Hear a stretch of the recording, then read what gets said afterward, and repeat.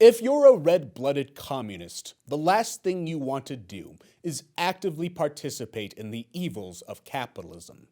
So when we, at the Communist Manifesto for Personal Finance, tell you to invest in a stock market index fund, you probably think to yourself, how can they tell us to invest in the stock market?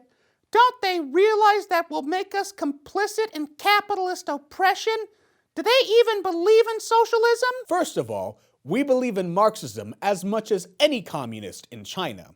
Second, let me ask you one question. Do you buy groceries? Yeah. Do you pay rent? Global pandemic notwithstanding, yes I do. Do you work at a job where your labor increases your employer's revenue? I guess. Wouldn't you agree that doing any one of these things already makes you complicit in capitalism? Well, we have to do those things.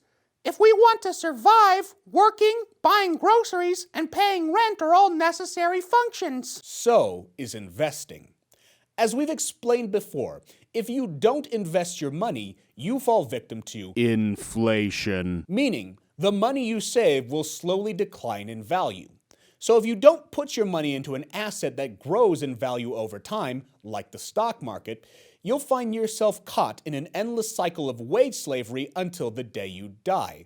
All the while, you'll still be complicit in capitalism. Okay, but you realize there are poor and working class people who are already caught in an endless cycle of wage slavery.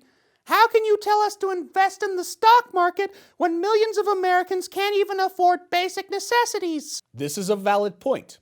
There are many Americans who can barely afford to survive, let alone retire. We agree 100%.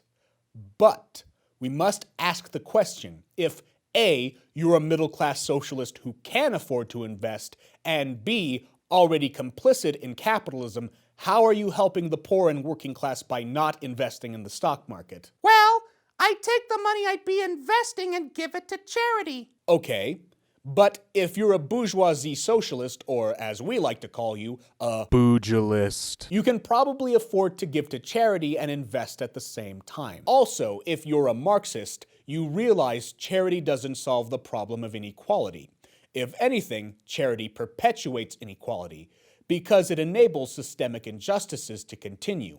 So even if you give away most of your money, you're still complicit in capitalism. Basically, you're setting yourself on fire and not even keeping other people warm. Yeah, well at least I'll still have my Marxist principles. What does that mean? It means I can sleep at night, knowing I'm not one of those bourgeoisie capitalists who invest in the stock market. Bourgeoisie capitalists like Karl Marx. Exactly, just like Karl Marx. What? Yes, Karl Marx, our socialist prophet, not only invested in the stock market, he speculated in the stock market.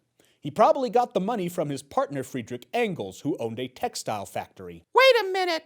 Are you telling me that the founders of modern socialism were not only members of the bourgeoisie, but one of them was a capitalist pig?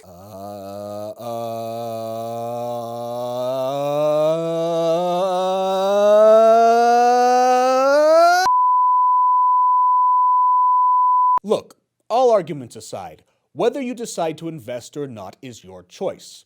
Until communism establishes global hegemony, you have free will. But if you decide not to invest in the stock market, don't delude yourself into thinking you're hurting capitalism. All you're doing is hurting yourself. So I beg you, comrades, invest your money. After all, Marx and Engels never told us to give away all our possessions and help the poor. That was Jesus. I'm Comrade Rourke, and you are the revolution. If you want to explore the cosmos of personal finance, subscribe to our YouTube channel. There, you can watch our full-length episodes, like our program on how we form habits. Produced in collaboration with Fort Collins Public Media.